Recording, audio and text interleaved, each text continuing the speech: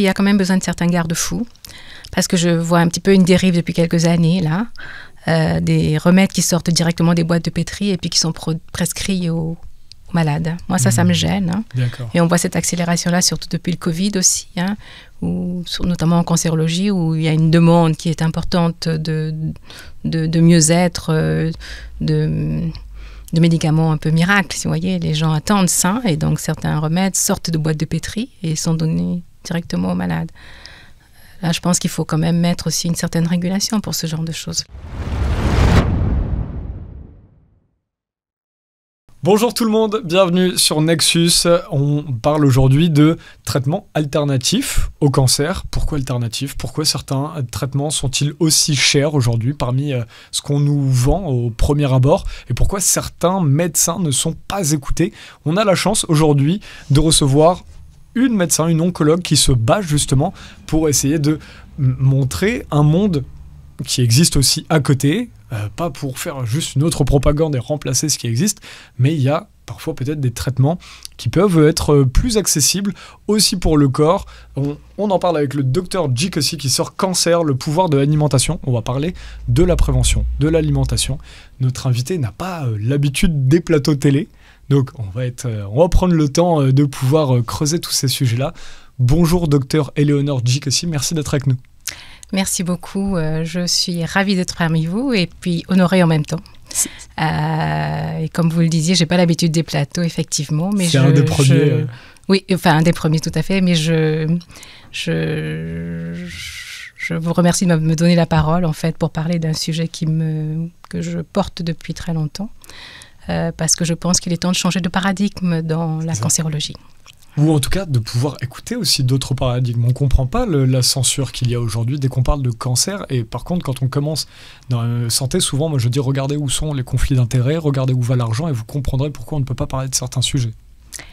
En effet, c'est vrai que malheureusement la santé apparaît comme un modèle économique. Enfin, la santé est très liée à l'économie. Hein. Les hôpitaux ne rapportent pas assez. Tout à fait, et que tout ce qui ne coûte pas d'argent n'est pas très valorisé au jour d'aujourd'hui. Tout à fait. Et c'est le cas pour le cancer, c'est-à-dire que le cancer a été défini à partir des années 50 comme une maladie génétique, alors qu'il avait toujours été considéré jusque-là comme une maladie environnementale. Hein. Et le fait de considérer le cancer comme une maladie génétique permet de développer des thérapeutiques comme les thérapeutiques ciblées qui coûtent excessivement cher. Je ne dis pas qu'elles n'ont pas d'intérêt, mais ça a centré en fait de façon myope la recherche sur les thérapies anticancéreuses, la recherche a développé une série de diagnostics sur les gènes qui ont un certain effet bien sûr, mais qui n'ont pas l'effet qu'on escomptait. C'est-à-dire que au jour d'aujourd'hui, malgré la quantité importante de finances qui a été attribuée à ce domaine de recherche sur le gène et le cancer, on n'arrive toujours pas à des guérisons. On reparlera dans cet entretien, on va commencer dans le vif du sujet, mais on reparlera tout à l'heure. Vous avez aussi été, voilà, il y a quelques procédures avec l'ordre des médecins qui n'apprécient pas toujours vos travaux, mais vous maintenez le cap. Vous avez aussi ouvert votre propre cabinet. On va parler de tout cela. Vous avez travaillé avec les Delépine, que certains de nos lecteurs connaissent assez bien, qui sont des médecins aussi, qui promeuvent aussi d'autres traitements. Il y a beaucoup de questions aujourd'hui. Pourquoi la naturopathie est-elle délaissée? Bon voilà, il y a plein de sujets autour de ça. Vous, qu'est-ce que vous voudriez dire aux personnes qui aujourd'hui peuvent avoir un cancer? C'est quoi finalement le principal à savoir si vous n'aviez que 2 minutes pour parler? Alors si je n'avais que 2 minutes, je leur dirais qu'un cancer est une maladie qui est réversible. Mais seulement c'est un sujet dont on ne parle pas souvent parce qu'on a vraiment axé les causes de cancer sur les problèmes génétiques, sur les mutations génétiques. Hein.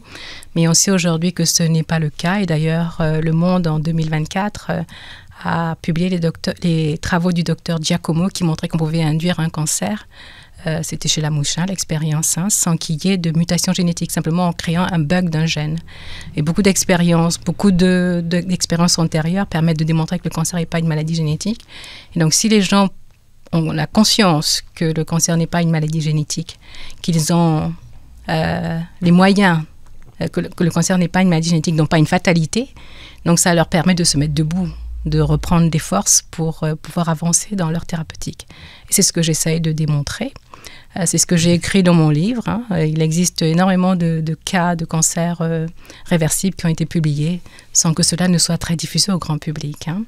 On en avait beaucoup plus au début du XXe siècle et puis maintenant avec les traitements systématiques, avec les thérapies conventionnelles, on en voit de moins en moins. Mais il en existe toujours et tous les années, si vous faites la revue de la littérature, vous trouvez des cancers qui ont réversé spontanément. Donc si un cancer réverse spontanément, quelle est la place du gène dans la maladie en fait? Vous comprenez? Donc mon idée là, c'est de dire aux gens qu'il faut reprendre du pouvoir et qu'il y a des choses à faire, il n'y a pas rien. Moi je suis également experte en nutrition et micronutrition et qu'en utilisant certains leviers de la nutrition, le levier de l'activité physique, le levier de la gestion du stress, on peut obtenir des résultats qui vont se surajouter éventuellement aux traitements conventionnels qui sont mis en place. Qu'est-ce qui vous a le plus étonné quand vous avez justement dans vos recherches sur ce qu'on nous raconte, puisque vous avez été formé sur le côté assez mainstream de la santé tel qu'on l'a fait en France, donc avec la médecine allopathique. Ce qui est assez intéressant déjà parce que médecine allopathique veut dire la médecine faite autrement par rapport en opposition à la médecine traditionnelle qui était beaucoup à base d'herboristerie, etc. Voilà. Dans vos recherches, qu'est-ce qui vous a le plus étonné là où peut-être vos patients ont guéri de manière anormale par rapport à ce que nous vendent les laboratoires pharmaceutiques et autres producteurs de traitements chimio? Vraiment, je pense qu'il faut revenir sur les années 50, qui est le tournant vraiment en cancérologie, où après la découverte de l'ADN, on commence à définir le cancer comme une maladie génétique. Comme je vous disais, quand on vous dit que vous avez un gène qui est anormal, je ne sais pas ce qu'on peut faire en fait. Il n'y a pas grand-chose à faire. Et moi j'appelle cette définition du cancer comme une maladie génétique, c'est un opportunisme historique. Et il faut savoir que je pense personnellement que cette définition est arrivée dans la suite du courant eugéniste. Le mouvement eugéniste c'était un mouvement qui a disparu officiellement dans les années 39. Et c'est un mouvement qui prenait l'hygiène raciale, en fait. C'est-à-dire qu'il fallait sélectionner les individus les plus fit, comme on dit. Et c'est un mouvement, par exemple, qui a éliminé de la population américaine et peut-être d'autres pays encore une certaine partie de la population sur le fait qu'ils n'avaient pas les gènes qui étaient adéquats. C'est un mouvement qui est né dans un laboratoire qui s'appelle le laboratoire de Cold Spring Harbor aux États-Unis. C'est dans ce même laboratoire qu'a vu le jour le projet du génome humain, qui a permis de faire la recherche sur les gènes du cancer. Les gènes du cancer qui, jusqu'à ce jour, n'ont pas été... Enfin, en tout cas, le gène du cancer n'a pas été trouvé. On trouve des gènes de prédisposition, mais pas le gène du cancer. Et malgré cela, on continue à nous asséner, comme un mantra, comme je dis, le fait que le cancer est une maladie génétique. C'est-à-dire qu'on continue à plomber, en fait, le moral des patients. Et je pense que changer de vision, voyez, changer de paradigme, ça pourrait complètement changer le pronostic de cette pathologie. Par exemple, si vous attrapez un rhume, vous n'êtes pas inquiet, vous savez que vous allez guérir. Voyez, un cancer, les gens ils s'imaginent déjà morts, en général, alors que ce n'est pas le cas. On les fait paniquer sur le... Enfin, en tout cas, ils tombent dans la panique du fait du contexte. Vous avez une maladie fatale, le gène du cancer... va forcément vous amener à la mort. En fait, vous êtes en sursis quand vous attrapez un cancer. Alors que ce n'est pas le cas. Il y a beaucoup de guérisons qui se produisent, y compris sans traitement conventionnel. Voilà. Vous parlez beaucoup de ce pouvoir de l'alimentation. Oui. Est-ce que c'est juste en amont ou même pendant qu'on a du coup ce cancer qui est étendu peut-être? Voilà, est-ce que jusqu'à quel degré de l'alimentation? Alors pourquoi on mange? C'est vraiment la question qui est importante. C'est quoi la question? Pourquoi on mange? Pourquoi on mange? C'est une question qui est très importante et à laquelle on réfléchit plus. Faim, souvent. Bien certes, à laquelle on réfléchit plus beaucoup maintenant. Pourquoi on mange? Nos cellules, pour fonctionner, ont besoin d'énergie. Et notre alimentation, elle nous apporte cette énergie. Donc, il existe au sein de la cellule une organite qui est une ancienne bactérie qui s'appelle la mitochondrie, qui est la centrale nucléaire, en fait, qui produit l'énergie cellulaire, l'énergie dont toutes les cellules ont besoin pour faire leurs actes du quotidien. Et cette mitochondrie, elle a besoin d'énergie qu'on apporte sous la forme de sucre, de protéines, de graisse. Mais elle a aussi besoin de micronutriments pour huiler, si on peut dire, les rouages de son mécanisme. Et si on n'a pas tout ça, la mitochondrie, elle ne produit pas son énergie. Donc, elle ne peut pas faire fonctionner les cellules. C'est comme si vous aviez une très belle voiture, et puis vous n'avez pas de carburant dedans. Rien ne peut avancer. Donc, quand vous avez une lésion cellulaire, une agression cellulaire, comme ça peut être le cas avec les expositions environnementales toxiques que nous avons aujourd'hui, ce sont des agressions cellulaires. C'est du danger pour nos cellules. Quand vous avez ça, il faut que la cellule, tous les jours, elle répare les dégâts les dangers cellulaires, les dégâts que l'environnement a fait. Donc, tous les jours, nos cellules... Par exemple, la pollution, vous parlez de quoi? Par exemple. D'accord. Donc, c'est une agression pour les cellules. Et donc, nos cellules, elles doivent tous les jours faire de la réparation. Et pour faire cette réparation, elles ont besoin d'énergie. Donc, si vous n'apportez pas la bonne énergie, les bons micronutriments pour faire les rouages, pour huiler, au bout d'un moment, vous ne cicatrisez plus. Donc, ça peut être le vieillissement prématuré, ça peut être des cancers, ça peut être d'autres maladies chroniques. Donc, par exemple, si on est moins en ville et plus à la campagne, dans des territoires plus naturels, etc., ou moins agressifs peut-être pour le corps humain, on a moins ce besoin de réparer les cellules? Disons qu'on est moins agressé, donc forcément, on a besoin certainement de mettre moins de moyens pour réparer ces cellules. Wow. Et je mettrai un bémol parce qu'il n'y a pas que l'alimentation physique. Le stress psychologique est une forme de toxicité aussi, vous voyez, qui va créer les mêmes lésions cellulaires qu'un stress physique. Et donc, il y a des gens qui ont plus de capacité de résilience psychologique que d'autres. Voilà. Il y en a qui ont un sentiment de sécurité aussi. Tout à fait. On en parlait avant de commencer l'émission. Avec notre invité juste avant. Absolument. Tout à fait. Oui, ça dépend. Oui, voilà. Okay. Oui, parce que c'est de la nourriture mentale qu'on se met. Tout à fait. La psychologie. C'est intéressant. Et oui, donc du coup, sur l'alimentation, qu'est-ce que vous recommanderiez alors aux personnes pour se nourrir convenablement? Oui, donc là, je faisais juste un point pour dire à quoi sert de manger. Puis deuxièmement, vous posiez la question de savoir à quel stade, en fait, l'alimentation est importante.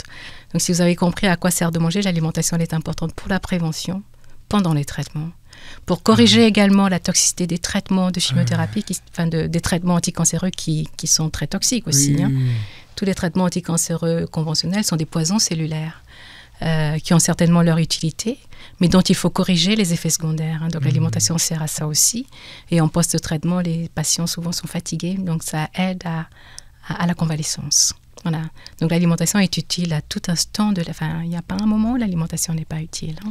Et il faut y penser tout le temps. Donc, pardon. Allez-y. Non, revenez sur votre question, est-ce que je l'ai perdue entre-temps? Ah non, j'avais posé une autre question. Là, c'était fascinant. Oui. Comme vous voulez. Et non, j'allais vous demander là si donc la chimio qu'on entend souvent, est-ce que ça, vous avez un regard très critique dessus, ou est-ce que c'est quand même une pratique tolérable ou que vous conseillez? Disons qu'au jour d'aujourd'hui, on est, je pense que l'actualité, c'est la médecine intégrative. Disons que nous, même sur le plan nutritionnel, même sur le plan des médecines alternatives, on ne maîtrise pas tout, et donc la chimiothérapie, pour l'instant, garde encore son utilité, même si c'est un poison cellulaire, comme je l'ai dit. Parce que souvent, dans l'urgence, on n'a que ce moyen-là, des fois. Vous voyez, par exemple, si vous faites pour un exemple d'urgence, par exemple, vous faites un œdème de Quinn, vous n'allez pas réfléchir à qu'est-ce que je vais utiliser comme médecine alternative pour gérer cet œdème de Quinn, sauf si vous avez des capacités très précises en homéopathie, par exemple. La première chose qu'on fait, on donne de la cortisone pour l'urgence. Et donc, en chimiothérapie, en cancérologie, parfois, c'est le cas aussi. La problématique, pour moi, la difficulté qui se pose, c'est que maintenir un poison cellulaire de façon chronique, ça peut poser problème, parce que ça épuise ses capacités de résilience cellulaire. Et puis, au bout d'un moment, un organisme qui ne peut plus faire de résilience, il finit par mourir, c'est clair. C'est intéressant. Qu'est-ce que vous conseillez alors pour bien se nourrir à quelqu'un pour se prévenir? Quel regard vous avez sur l'alimentation, peut-être dans la société aujourd'hui? Est-ce que vous trouvez que c'est facile de s'alimenter pour des travailleurs le midi? Quel regard vous portez là-dessus? Alors, effectivement, quand on est dans les grandes villes, c'est beaucoup plus difficile. Mais d'une manière générale, on note que l'alimentation est devenue de plus en plus sucrée. Et il y a une histoire à cette invasion de sucre. Disons que le sucre n'était pas un aliment normal dans notre alimentation. Il y a 100 ans, on en consommait très peu. Tout à fait. C'est-à-dire que l'histoire du sucre commence avec la traite négrière, avec la bulle papale de Nicolas V, qui a permis de mettre en esclavage les populations africaines pour la culture de la canne. On est toujours avec des modèles économiques, comme je disais. Donc la canne a été produite, et puis l'essor de l'industrie sucrière s'est fait surtout avec la révolution industrielle, où il avait besoin de sucre pour nourrir les ouvriers qui étaient corvéables à merci. Et donc cette invasion sucrière ensuite s'est répandue avec la colonisation dans tous les pays aujourd'hui. Et il existe un lobby du sucre aux États-Unis qui, dans les années 70, a permis de publier une étude dans une grande université américaine, Harvard, qui permettait de démontrer que le sucre, on arrive dans une période où il y avait une émergence de maladies cardiovasculaires. Et cette étude frauduleuse, qu'on sait aujourd'hui, l'étude d'Ansel Keys, permet de démontrer, a frauduleusement démontré que les graisses, étaient responsables des maladies cardiovasculaires. Donc, toutes les recommandations nutritionnelles aux États-Unis puis en France, ensuite, parce que nous on suit toujours avec quelques années de retard, toutes les recommandations nutritionnelles ensuite ont déterminé qu'il fallait absolument réduire le taux de graisse dans l'alimentation, et on est passé à 50% de glucides dans toutes les recommandations, 50-55%. Alors, moi, je connais assez peu là, donc je pense que c'est une question candide. Oui. La graisse, on se dit qu'un excès de graisse peut faire des maladies cardiovasculaires. C'est ce qui a été conclu avec cette étude frauduleuse. Donc, quelle est la réalité selon vous ? C'est ce que je Oui, vous explique tout doucement. Oui. Donc, on est passé à 55% de glucides dans l'alimentation à partir des années 70. Et il n'y a pas besoin d'être chercheur pour constater que tout le monde devient obèse là maintenant. Notamment dans les grandes cités où on est de plus en plus sédentaire. Alors, la toxicité des graisses elle-même n'a jamais vraiment été démontrée, parce que la première étude qui incrimine les graisses dans les maladies cardiovasculaires, elle a été faite chez des lapins. C'était le docteur Anichkov dans les années, au début du XXe siècle, qui fait une expérience tout à fait, moi j'appelle ça cocasse, mais qui reste comme une référence. C'est-à-dire qu'il utilise des lapins, des petits lapins végétariens, qu'il va nourrir avec des graisses animales. Vous comprenez ? Ah oui, d'accord. Voilà. Et à l'issue de cette étude, on sacrifie les lapins et on se rend compte qu'ils ont de l'artérosclérose. Et on conclut que les graisses provoquent de l'artérosclérose. Ok. Voilà. Il y a eu d'autres études derrière, celle d'Ansel Keys, là, notamment également.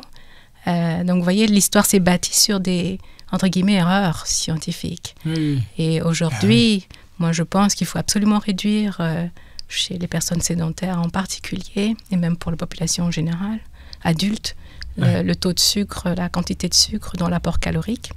Et c'est le type d'alimentation que je prône, que je pratique au cabinet.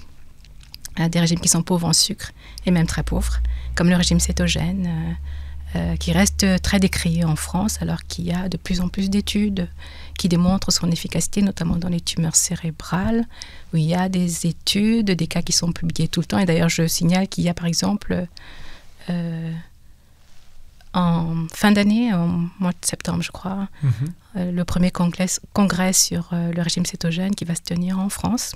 Il y a une étude qui s'appelle Kétorin qui se déroule à l'Institut Gustave Roussy, où on étudie le régime cétogène dans le cancer du rein. Parce qu'habituellement, ce régime-là est considéré comme dangereux. Cétogène, c'est très très pauvre en sucre. Il y a moins de 10% de sucre dans l'alimentation. Mais le sucre en soi, on en consommait, par exemple, il y a 300 ans, on n'en mangeait pas du tout. Quasiment pas. Quasiment ou pas ? Très peu, parce qu'il y a du sucre un peu dans tout, y compris dans les légumes. De base, il y a quand même du sucre. Il y a du sucre dans à peu près tout. Mais c'est le volume aujourd'hui qui est devenu problématique. Et finalement, quand on regarde les différents nutriments avec lesquels on peut faire de l'énergie, le sucre est le seul qui n'est pas indispensable à l'organisme parce qu'il peut toujours le fabriquer. Tandis que vos protéines, vos acides aminés essentiels, vous êtes obligé de les apporter de l'extérieur. Vos acides gras qu'on appelle essentiels, vous êtes obligé de les apporter de l'extérieur. Le sucre, votre corps, il peut toujours le fabriquer. Quand vous jeûnez, par exemple, vous pouvez jeûner 21 jours sans tomber en hypoglycémie parce qu'il y a un mécanisme régulateur. C'est vrai que le sucre le glucose physiologiquement a une importance. Donc il y a un mécanisme régulateur qui vous permet toujours de produire du sucre. Donc on peut avoir une alimentation qui n'apporte pas de sucre, le sucre ne disparaîtra pas du sang. Hein. Et donc on le produit nous-mêmes? On le produit de façon endogène par un mécanisme qui s'appelle la néoglycogénèse. Je peux jeûner 21 jours, mon et corps on n'est jamais en du sucre. hypoglycémie. C'est fascinant ça, oui d'accord. Incroyable. Donc on peut faire des régimes très appauvris en sucre, comme le régime cétogène, qui a l'intérêt de stimuler le système immunitaire, de lutter contre l'inflammation, de lutter contre tous les soubassements en fait, des maladies chroniques. Et là, on en parlait un petit peu hors micro, parce qu'on a un collègue que vous connaissez dans notre live qui est connu pour prendre dans le live, on en parle de sa consommation de sucre. Mais là, il n'a pas de micro aujourd'hui. Mais vous disiez, ça peut mener au cancer. Tout le à sucre fait. mène aussi. Tout à fait. L'excès de sucre ou même un L'excès peu de sucre mène au cancer. Ouais, peut mener au cancer. Ça, c'est prouvé, c'est sûr maintenant. Ah, c'est clair et certain. Et mon premier livre, en fait, qui a été publié en 2013, parle de ça, Cancer, le glucose en question, et explique le cheminement depuis le cancer, éventuellement le diabète, puis l'état normal, l'excès de sucre, le diabète et le cancer. Et vous disiez que vous voyez, parce que donc vous avez aussi des liens, vous travaillez en Afrique ou vous vivez en Afrique, et vous disiez que là-bas, vous avez vu aussi l'arrivée. Effectivement. De ce régime. Moi, je vis sur 2 continents, et jusque dans les années 90, l'alimentation était très traditionnelle en Afrique. Okay. Et puis, progressivement, sont arrivés ce qu'on appelle les aliments transformés, surtout l'entrée des farines de blé en grande quantité. Ouais. L'apparition des boulangeries de façon très, très démocratique. Hein. Avec des pâtisseries comme en France. Tout à fait. L'arrivée des pâtes, par exemple, qui n'était pas une alimentation traditionnelle. Les pâtes, c'est pas sucré, ça, pour le coup. Si, c'est du sucre. Tous les glucides, en fait, se transforment en sucre. Hein. Oh, voilà. Je suis un novice, moi, dans la matière. Et en glucose. Et donc, et au fur et à mesure, on voit apparaître ce qu'on appelle les maladies civilisationnelles. Oui. Avec les maladies cardiovasculaires, le diabète, de façon épidémique. Hein. Et on voit ça dans tous les pays émergents, par exemple. Au Cameroun, il y a eu de l'obésité, par exemple? Bien sûr qu'il y a de l'obésité. Moins, bien sûr, que dans les pays développés, parce qu'on suit toujours un peu avec retard. L'OMS a publié en 2022 un point sur l'obésité dans le monde. Hein. Et par exemple, aux États-Unis, ils sont à 30%, un tiers d'enfants obèses. En Europe, c'est 20%. En Afrique, c'est 1% pour l'instant. Mais je pense qu'on finira très vite par retrouver les taux extrêmes parce que l'Afrique, souvent, elle est très bonne élève. Malheureusement. Qu'est-ce que vous voulez dire par là? C'est-à-dire qu'elle copie vite les modèles. Oui, à cause de quoi, je voulais dire? Écoutez, parce que la modernité, ça séduit. Hein. C'est brillant. Il faut y goûter avant de renoncer. Et c'est tout comme cette surnutrition, cette survolonté de consommer, même en France, de surmanger du sucre, etc. Même moi, dans ma famille, ceux qui avaient connu la guerre, quand tout d'un coup ils connaissent l'opulence, l'abondance, tout ça, on réfléchit. C'est le même modèle en fait, c'est-à-dire que avec le plan Marshall, l'abondance est arrivée ici et surconsommation en fait. Oui. Pas que de sucre d'ailleurs. Oui, mais de entre autres, tout. Enfin, c'est tout qui vit en même temps. Hein. C'est fascinant comme sujet. Et du coup, là-bas, vous dites aussi apparition, là on parle de cancer, mais vous dites, par exemple, en Afrique, apparition des cas d'Alzheimer. Tout à fait, oui. Et autres aussi Tout à fait. Alzheimer, les maladies cardiovasculaires, les AVC qu'on ne voyait pas il y a quelques années. C'est pas du tout que les cancers. Ah non. En fait, les maladies chroniques, en général, elles arrivent toujours... Le point de départ des maladies chroniques, c'est l'inflammation chronique. Hein, et le sucre est pourvoyeur de ça. Et donc, alors je ne peux pas dire quel est le mécanisme qui va vous driver vers le cancer ou l'Alzheimer ou les maladies cardiovasculaires. Bien sûr. Mais souvent, si vous regardez l'épidémiologie des maladies dans les pays, toutes les maladies chroniques, elles émergent. Elles évoluent sur un mode épidémique quasiment en même temps. C'est fascinant comme sujet. Et donc là, c'est en gros, est-ce qu'il y a d'autres biais d'alimentation? Parce que là, on parle beaucoup du sucre.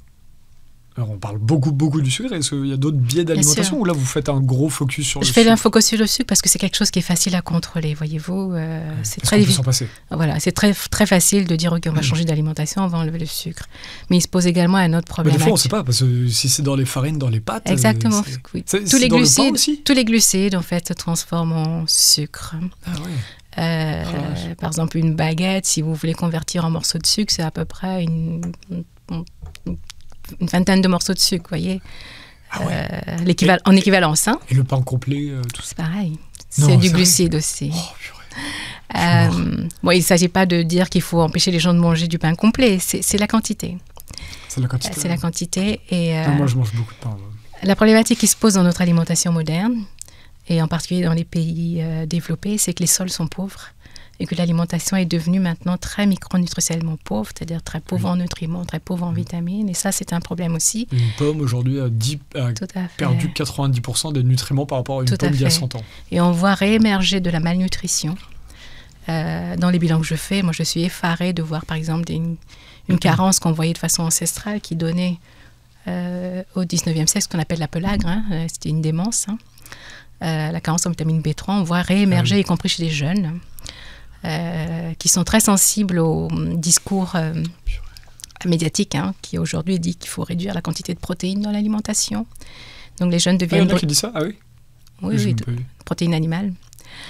Donc les jeunes deviennent très brutalement tous végétariens, là, de plus en plus. Et le végétarisme, pour eux, ça veut dire manger des pâtes et de la sauce tomate. C'est le problème. Et j'ai eu dans ma consultation des personnes jeunes comme ça qui avaient des problèmes psychiatriques, qui avaient été mis sous antidépresseurs ou antipsychotiques, qui étaient carencés. Et donc le cerveau, c'est pareil, ce sont des cellules qui ont besoin de se nourrir. On peut faire du végétarisme et bien manger. Absolument, oui. Mais il faut pas manger du riz et des pâtes. Ça, absolument. Il faut contrôler ce qu'on mange. Et quand on fait du végétarien, il faut vérifier qu'on a ces nutriments essentiels dans son alimentation. Et dans la société occidentale moderne, ça n'est pas facile du tout d'être végétarien, je pense. Hein. Les carences, elles arrivent vite, et notamment chez les jeunes. Là. En tout cas, moi, j'en vois beaucoup. Et avec des problèmes de fatigue chronique, des problèmes de concentration, des fois de la dépression et même des fois des problèmes psychotiques. Hein. Alors, qu'est-ce que on reviendra sur le cancer et toutes ces maladies-là, puisque j'aimerais savoir en quoi votre discours dérange, ou alors là, c'est vrai qu'on peut se dire que votre discours dérange aussi toute l'industrie de l'alimentation, en fait, et de la malbouffe aujourd'hui, parce que l'industrie, ça date pas d'hier, mais l'industrie de l'alimentation, c'est l'industrie de la malbouffe. Bref, j'ai perdu ma question, mais est-ce que du coup, revenons à ce lien-là. Est-ce que justement, ça c'est juste pour ça que vous êtes embêté, ou est-ce que vous proposez aussi d'autres, quand vous parlez de changement de paradigme, est-ce que vous allez plus loin? Qu'est-ce qui pose problème là-dedans? Vous imaginez bien que si on changeait de paradigme dans le cancer, ça remet en cause quand même beaucoup de thérapeutiques, hein. Notamment les thérapies ciblées, là, qui sont les thérapies de dernière génération.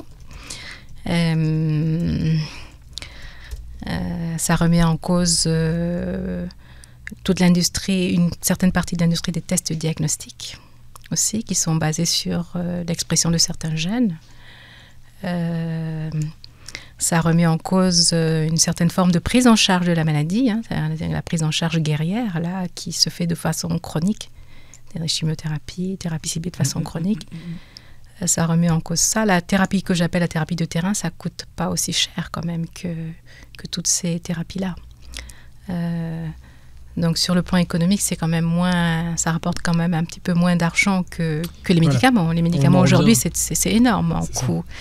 Par exemple, l'alimentation aujourd'hui est classée dans ce qu'on appelle la médecine de soins de support. Vous voyez ?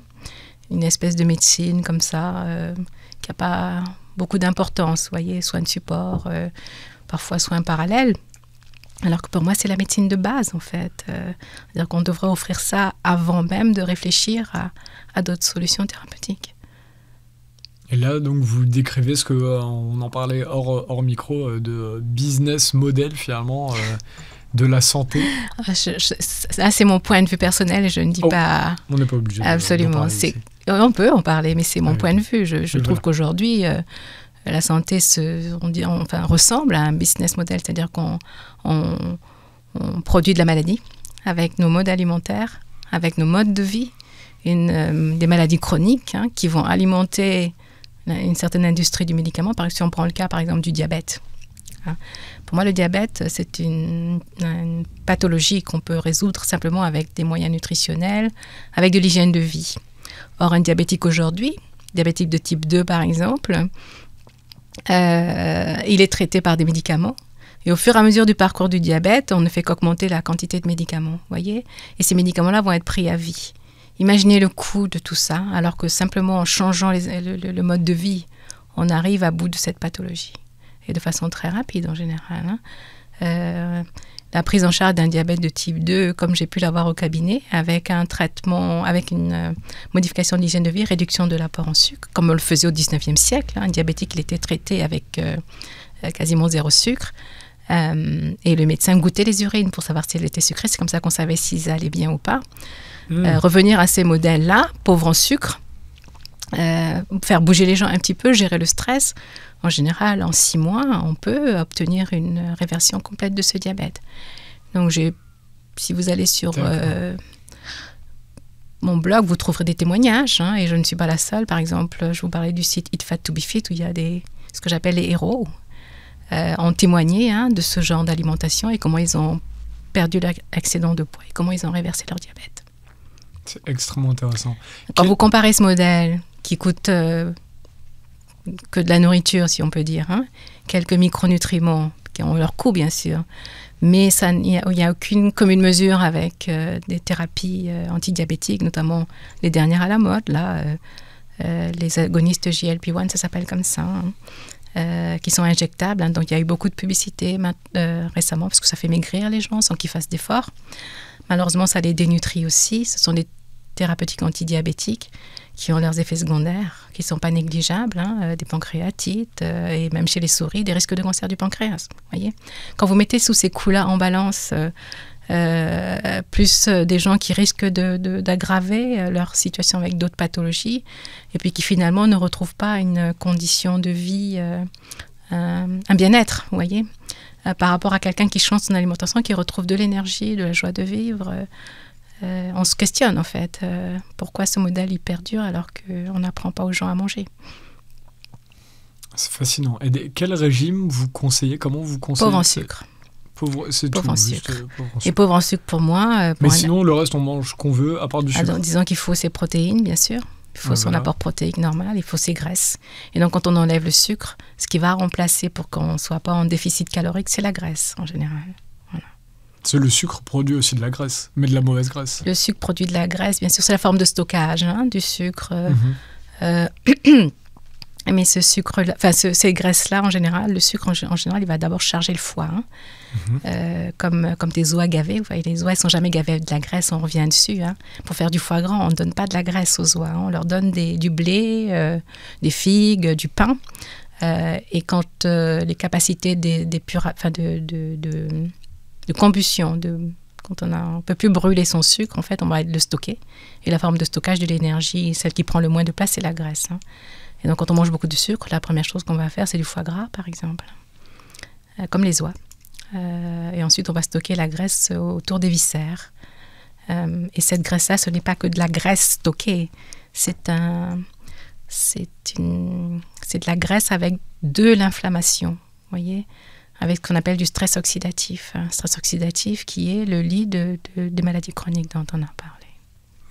Et justement, ma prochaine question, il faut que je rappelle, le dernier Nexus est en stock, et en kiosque, pardon, et vous pouvez le commander sinon sur nexus.fr, et n'hésitez pas à vous abonner, ça vous coûte moins cher, et nous, plus vous êtes d'abonnés, plus on peut inonder de Nexus tous les kiosques et toutes les librairies de France, et d'ailleurs on en voit aussi un petit peu partout. Ma question suivante était justement, comme vous parliez que les légumes aujourd'hui étaient beaucoup plus appauvris, les légumes et les fruits appauvris en nutriments par rapport à avant à cause de l'appauvrissement des sols, est-ce que vous recommandez de manger plus de viande, mais la viande, il y a aussi de la viande de mauvaise qualité, manger plus de poissons peut-être, mais même les poissons ça devient de mauvaise qualité parce qu'il y a le thon avec le mercure et tout ça. On ne sait plus comment bien manger. Ça devient compliqué. Ça devient très compliqué le schmilblick. C'est certain. Moi, je suis pour une alimentation de proximité avec un producteur, si possible, que l'on connaît parce qu'on sait comment il a produit. Alors là, à Paris, c'est mort ça. Pas très loin de Paris, on trouve encore des producteurs. Dans la banlieue parisienne, il y a encore des producteurs. Donc ça, c'est l'idéal, vous voyez. il y a bien sûr l'appauvrissement des sols, mais il y a aussi les modes de conservation alimentaire qui sont problématiques. Il y a l'irradiation des aliments dont on parle peu, qui va donc dépléter les aliments en vitamines. Donc l'idée, c'est toujours les circuits courts, les coopératives, parce qu'il existe des coopératives. On peut trouver des regroupements de producteurs locaux où on fait ses courses. On en trouve même sur Internet maintenant qui font de la livraison en très peu de temps. Donc finalement, en fait, on mange des aliments de moins bonne qualité. Donc du coup, on a faim plus vite. Donc à 16h, tu te dis, j'ai trop faim. Donc je vais aller au supermarché. Qu'est-ce que j'achète? Oh, il n'y a que des gâteaux. Exactement. Et boum, tu prends du sucre. Donc il y a une problématique avec... Je caricature, mais... Ah oui, non, c'est tout à fait ça. Par exemple, la plupart des personnes vont prendre un petit déjeuner qui est sucré, avec les espèces de pétales, là, Kellogg's pour ne pas les citer... Il y a d'autres remarques aussi. Oui, mais je cite celle-là exprès parce que ce serait intéressant de faire la recherche sur la naissance de Kellogg's. Et les gens pourront se tourner vers Wikipédia qui explique tout à fait bien ça.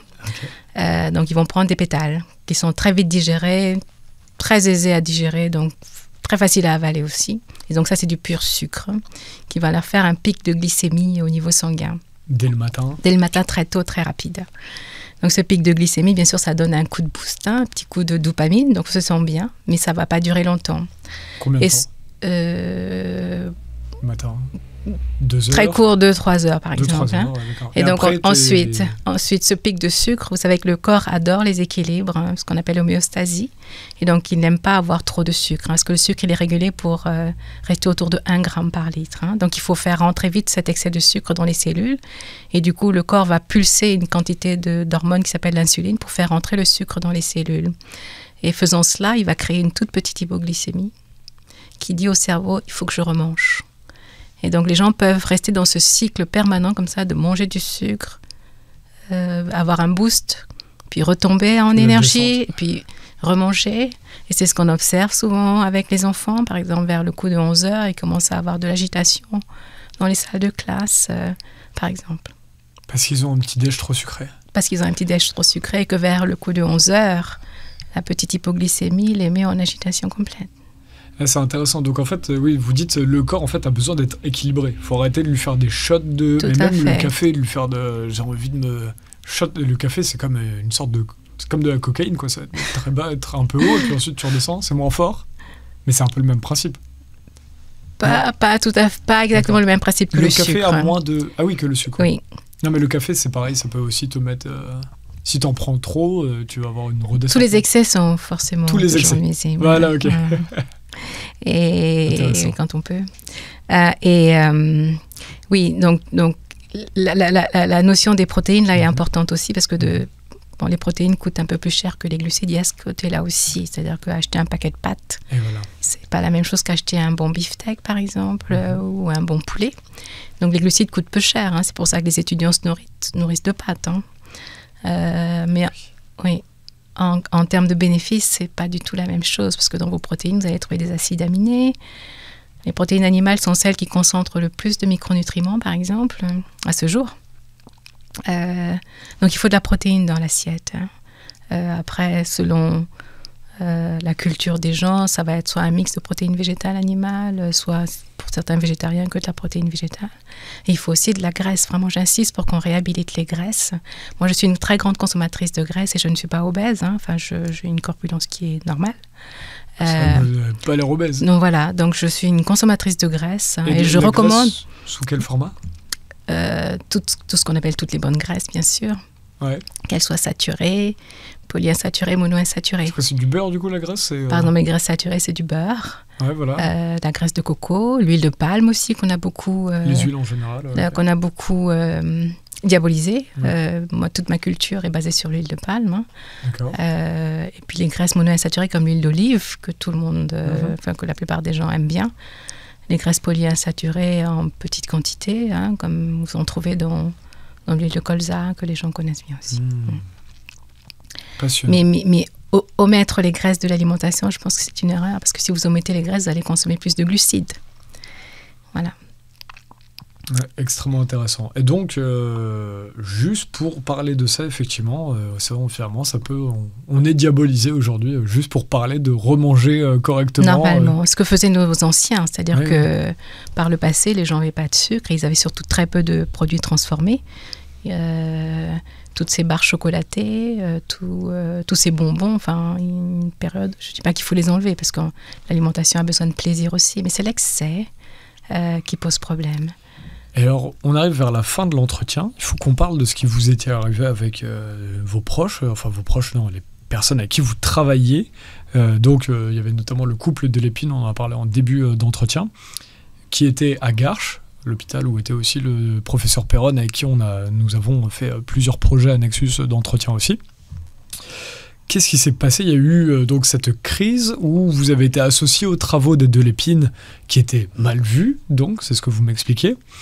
Vous avez été mis dans le lot et mis de côté. Finalement, les médecins comme vous qui parlaient juste finalement de bon sens, qui parlaient d'alimentation pour essayer de prévenir des maladies, on ne veut plus des gens comme vous à l'hôpital. Vous êtes en train de gagner vos procès avec l'ordre des médecins, mais comment est-ce qu'en tant que citoyen, on doit regarder ça aujourd'hui ? Disons que j'ai un petit peu de mal à analyser exactement, parce que je ne comprends pas exactement tout ce qui s'est passé. Quoi qu'il en soit... Bon, je n'ai pas eu un parcours linéaire. J'ai moi-même démissionné beaucoup des hôpitaux, ça je l'avoue, quand je n'étais pas d'accord. Et puis j'ai été licenciée, si bien que je pense même que je bats le record de licenciement. Vous n'étiez pas d'accord sur quoi l'hôpital ? Sur l'organisation, sur certaines procédures. Moi, par rapport au traitement des cancers ? Tout à fait. Par exemple, je n'hésite pas à partir. Il y a la question des staffs de cancérologie, par exemple, qui sont soi-disant des espaces de discussion de dossiers, mais où on se rend compte qu'il n'y a pas vraiment de discussion. Il y a toujours un mâle dominant qui va décider pour tout le monde. Il y a souvent dans ces situations-là un mâle dominant qui décide pour tout le monde. Mais quand vous n'êtes pas d'accord, vous éjectez. Un chef de service qui va... Le mâle dominant. Pas forcément le chef de service, mais il y a toujours un mâle dominant. C'est intéressant. Et souvent, je ne vais pas dire tout le temps. Parce que je pense qu'il y a quand même encore des services qui fonctionnent de façon normale. Et donc, quand vous n'êtes pas d'accord, vous pouvez décider d'éjecter vous-même. Donc, moi, ça m'est arrivé. Et puis, à un moment donné, je me suis dit, bon, écoute, j'ai beaucoup démissionné, il faut que je rentre quand même dans les rangs, que je me fasse toute petite. Mais vous avez pris certains plis et on m'a éjecté à plusieurs reprises. Donc, je travaillais dans un hôpital de Poitou-Charentes pour mon l'avant-dernier licenciement. Et j'ai entendu parler de Nicole de l'Épine et de Garches. À l'époque, elle cherchait un successeur. Et ça m'a intéressée parce que j'ai vu son parcours. Je me dis, tiens, quelqu'un qui veut faire de la médecine personnalisée pour les enfants et qui ne veut pas systématiquement les mettre dans des essais thérapeutiques, parce que c'est un petit peu ça. Aujourd'hui, les enfants, il faut les orienter vers les essais thérapeutiques. Même s'il y a des thérapies qui peuvent être bénéfiques, la tendance est de les orienter vers les essais thérapeutiques. Et donc là-dessus, j'ai contacté Nicole. On a pris contact pour que je vienne intégrer son service, intégration qui n'a jamais eu lieu. Puis il y a eu les remous de l'affaire de l'Épine, et vous savez comment ça s'est terminé, avec beaucoup de difficultés. Et derrière, bon, je ne sais pas si c'est un hasard ou si c'est un procès avec le Conseil de l'Ordre, bien sûr, mais qui s'est bien terminé malgré tout. Voilà. Qui arrive dans la foulée. Qui arrive dans les suites, tout à fait. Avec un procès qui a été produit par un hôpital que j'avais quitté depuis 3 ans, soutenu par le Conseil de l'Ordre. Voilà. Ça, on rappelle qu'aujourd'hui, il y a beaucoup de chercheurs qui sont convoqués par le Conseil de l'Ordre. Certains parlent d'une chasse aux sorcières selon les sujets. Donc je ne leur dénie pas leur rôle de régulation, parce que c'est important aussi qu'il y ait un organe de régulation. Tout à fait. Mais théoriquement, ils sont censés être là pour soutenir les médecins et pas l'inverse. Quoi qu'il en soit, beaucoup d'histoires se terminent bien aussi. Faut pas... En tout cas, la mienne, oui. J'ai pu reprendre mon activité jusqu'à ce jour. Mais après plusieurs années, mois de stress. Après plusieurs, oui, absolument, bien sûr. Ça ne se passe jamais dans la tranquillité, ce genre de choses. C'est ce que vous dites sur l'ordre des médecins. Ce qu'il faut dire aussi, c'est que l'ordre des médecins doit être là pour la médecine, le médecin, peut prescrire ce qu'il veut, peut donner ce qu'il veut. En théorie, c'est cela. Sauf que là, l'Ordre des médecins fait aujourd'hui la traque, visiblement, aux médecins qui sortent un petit peu du rang. C'est ce que beaucoup de médecins disent aujourd'hui. Bien, comme je disais, il y a quand même besoin de certains garde-fous, parce que je vois un petit peu une dérive depuis quelques années, là, des remèdes qui sortent directement des boîtes de pétri et puis qui sont prescrits aux malades. Moi, ça me gêne. Hein. Et on voit cette accélération-là, surtout depuis le Covid aussi, hein, notamment en cancérologie, où il y a une demande qui est importante de mieux-être, de médicaments un peu miracles. Si vous voyez, les gens attendent ça, et donc certains remèdes sortent de boîtes de pétri et sont donnés directement aux malades. Là, je pense qu'il faut quand même mettre aussi une certaine régulation pour ce genre de choses-là. Il y a des excès dans les deux sens. Hein. Le problème, c'est quand le garde-fou devient le fou. Exact. C'était passionnant de parler de ce sujet-là.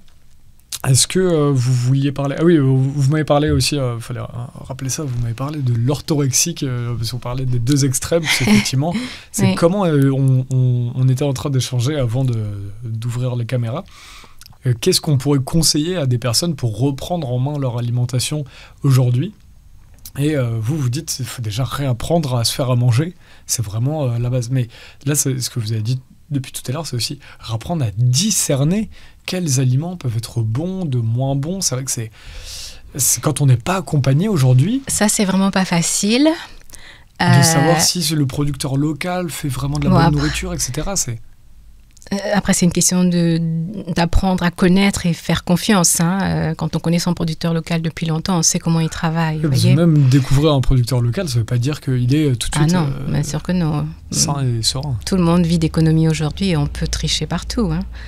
Hein. Donc, ça peut être de la chance ou pas, mais il faut trouver le bon producteur local, ou les bons producteurs locaux.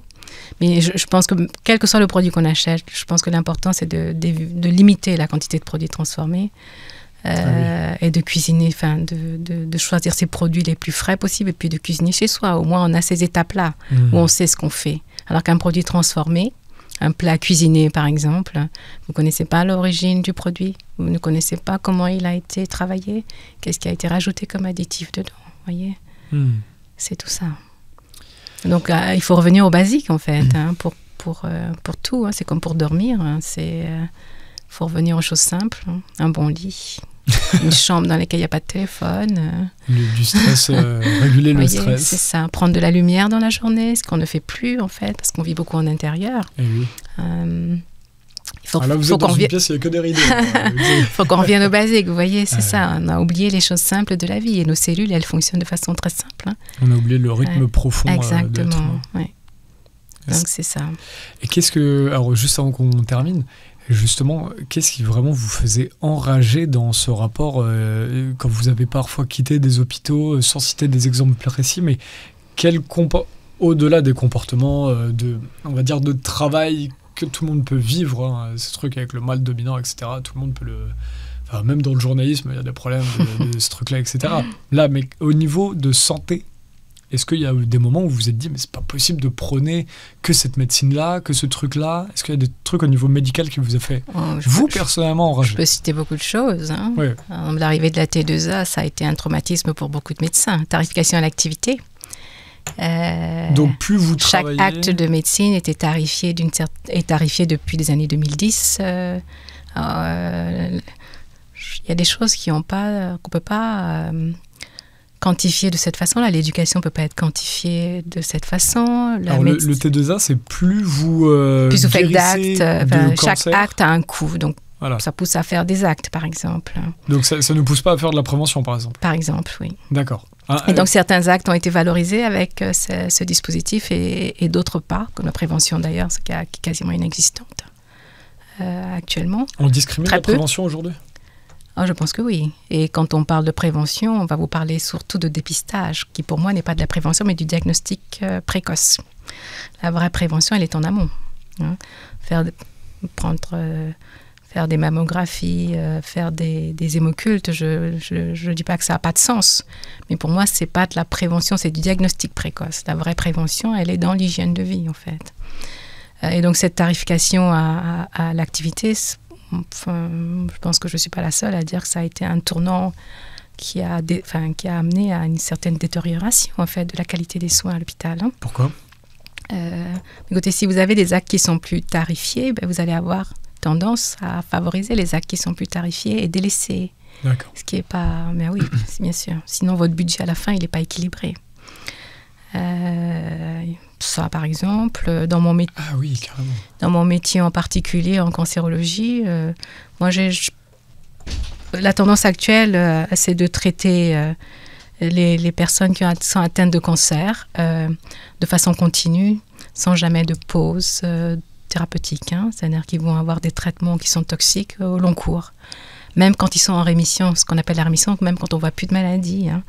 Et je demande toujours à mes confrères, mais qu'est-ce que vous faites des capacités de résilience de la personne? Au bout d'un moment, quand un corps peut plus se réparer, qu'est-ce qu'il fait? Voilà. Passionnant. C'est un vaste sujet. Ouais. Et je pense qu'on voit... Le chemin est long, mais ça bouge quand même. Depuis une dizaine d'années, je trouve que les choses évoluent et que de plus en plus... Vous n'êtes pas tout seul aujourd'hui. Non. Ouais. La médecine intégrative, en fait, elle s'installe comme quelque chose de nécessaire, vous voyez, et d'indispensable. Hein. Donc c'est le chemin, là, de l'avenir et je ne crois pas qu'on reviendra en arrière. C'est un terme un peu dur pour terminer l'entretien, mais il faut que je vous pose quand même la question. Est-ce que le mode de vie que l'on a aujourd'hui, vous avez parlé de la sédentarité, de cette capacité à ne pas pouvoir s'alimenter correctement. Moi, des fois, justement, j'ai envie de chercher des protéines quand j'ai faim à 16h, 17h. C'est impossible, tu trouves rien. Tu finis vite fait avec un sandwich, un truc nul, pauvre. Et des fois, il y a plein de sucre et plein de sel, même dans une boîte d'haricots verts. En fait. Est-ce que, pour tout un tas de raisons, est-ce que notre mode de vie aujourd'hui est mortifère? Ah, c'est clair. Voilà. Okay. Les statistiques, elles en parlent elles-mêmes. Hein. Les statistiques en parlent elles-mêmes. Ouais, c'est clair. Passionnant. Docteur Djic aussi. On peut finir sur une note positive quand même. Oui, pardon, on a parlé de choses positives. L'avenir, c'est de reprendre sa santé en main et ça, on le peut. Voilà. Ça pourrait être intéressant pour parler de trucs positifs, ça pourrait être intéressant de remettre des sortes d'ateliers de cuisine un petit peu citoyens. Je pense qu'il y en a de plus en plus qui se mettent en place. Oui, tout à fait. Et la cuisine, elle va en poupe en ce moment, à tel point que j'ai des confrères. J'ai un confrère pharmacien qui s'est intitulé pharmacien cuisinier. J'ai adoré je pense que c'est l'avenir, hein, reprendre sa vie en main. Il y a même des pharmaciens qui essaient de reprendre le côté herboriste aussi, de reprendre pas mal soit de plantes médicinales, etc. Ils n'ont pas le droit de s'appeler herboristerie. Absolument. Aujourd'hui, on n'a pas le droit. Depuis le diplôme n'est pas revenu d'herboriste. Ça doit être une pharmacie. Mais par contre, ils arrivent quand même à mettre des produits. Donc, je me permets d'inviter... vos auditeurs, s'ils souhaitent s'intéresser aux aliments, à l'alimentation pauvre en sucre, à se rendre par exemple sur le site Eat Fat to Be Fit, qui ne parle que de ça. Voilà. Comment ça s'appelle? Eat Fat to Be Fit. Eat Fat to Be Fit. C'est en anglais? C'est en anglais. C'est en anglais, d'accord. Ouais. Eat Fat to Be Fit, où ils trouveront quelques témoignages de mes patients, par exemple. Ouais, voilà. Passionnant. Et d'ailleurs, on peut rappeler que vous n'avez pas de patients qui vous ont attaqué. Pour l'instant, non. Pour l'instant, non. Pour l'instant, non. C'est intéressant, parce que quand on voit ces convocations de l'ordre des médecins, en général, c'est jamais sur signalement de... Non, effectivement. C'est même l'inverse. Ouais, c'est ça qui est fascinant. Ouais. Ok, voilà. Bon, il y a des trucs à faire au niveau atelier de reprendre sa santé en main. En tout cas, merci pour cette invitation, parce que c'est pas souvent qu'on a l'occasion, tout au moins en cancérologie, de s'exprimer sur le sujet de l'alimentation, sur le pouvoir de la nutrition. Et donc, je suis ravie d'être venue. Merci pour les conseils gratuits pour nos auditeurs. Cancer, maladie génétique ou crise énergétique cellulaire, le pouvoir de l'alimentation. Et donc, ce livre, je vous l'offre. Je vais même vous en faire une petite dédicace à votre cœur vaillant. Voilà. Grand plaisir. C'est aux éditions Le Souffle d'Or. On les connaît un petit peu moins, c'est des éditions indépendantes. C'est une édition indépendante que je remercie et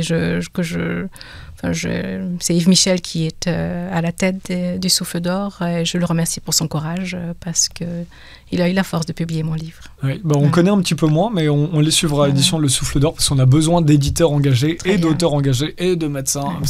Aujourd'hui, c'était, je ne sais plus si on l'a dit en caméra, mais on en parlait avant. C'est tout bête, mais des fois, juste de faire un travail honnête aujourd'hui, c'est politique. C'est difficile. Et c'est difficile. C'est difficile. Et je souhaite également, avant de terminer, s'il vous plaît, je voudrais remercier ce que j'appelle les héros, ceux qui ont choisi d'écrire leur légende, en fait, ces patients qui ont choisi de prendre des chemins de traverse. Je les remercie et je les encourage parce que certains vivent quand même leur parcours de façon assez difficile parce que souvent ils sont abandonnés, parfois par le système hospitalier. Ils sont abandonnés des fois par leur entourage social, hein, simplement pour avoir fait des choix alimentaires différents, ce qui est un peu triste. Donc je les félicite, je les encourage et j'appelle quand même à une certaine indulgence parce qu'on a le droit de faire des choix pour soi-même. Voilà. Merci pour ce message, Oui. et je rajouterais qu'il faut d'ailleurs recréer vraiment des espaces de sociabilité pour les gens honnêtes aujourd'hui, puisque c'est ce manque de communauté que l'on a aussi en général par la division que la société conduit à ça aussi également, que ce soit une division intergénérationnelle ou autre, division politique. Tout est bon pour nous diviser. Et derrière les gens, aujourd'hui, il y a des gens formidables, ces héros-là dont vous parlez, qui des fois sont trop isolés dans leur entourage, et du coup n'ont pas d'autres communautés de secours. Quand on se retrouve isolé dans notre entourage parce qu'on a fait des choix, on a du mal à retrouver un socle de gens honnêtes qui vivent, et parce que beaucoup de gens, il y a beaucoup de ces héros-là, il y a beaucoup de gens courageux, il y a beaucoup de gens honnêtes, mais comme c'est pas visible, bah des fois ça n'encourage pas des gens à continuer. C'est ça. Est-ce que je peux leur lire un petit texte, s'il vous plaît? C'est un plaisir. texte de Sri Aurobindo. Bon, on va finir là-dessus. Et juste avant, je vous rappelle que le dernier Nexus est en kiosque. C'est la seule chose qui nous fait vivre, parce que nous aussi, le métier est précaire quand on est journaliste honnête. N'hésitez pas à vous abonner sur nexus.fr, et plus vous serez d'abonnés, ça vous coûte moins cher. Et en plus, on pourra faire de plus en plus de tirages. Merci à vous. Donc c'est un extrait de Le labeur d'un dieu de Sri Aurobindo. Alors... Qui es-tu, qui babille des aises célestes, et de la joie et de la chambre d'or, pour nous qui sommes des épaves sur les mers de l'inconscient, et voués destin de fer de la vie. Telle est notre terre, un chant de la nuit, pour nos petits feux papillotants. Comment supporterait-elle la lumière sacrée, ou souffrirait-elle les désirs d'un dieu? Voyons, tuons-le et finissons sa course. Alors nos cœurs seront délivrés du fardeau et de l'appel de sa gloire, et de sa force et de la domination de sa vaste paix blanche. C'est le parcours d'un héros. Merci.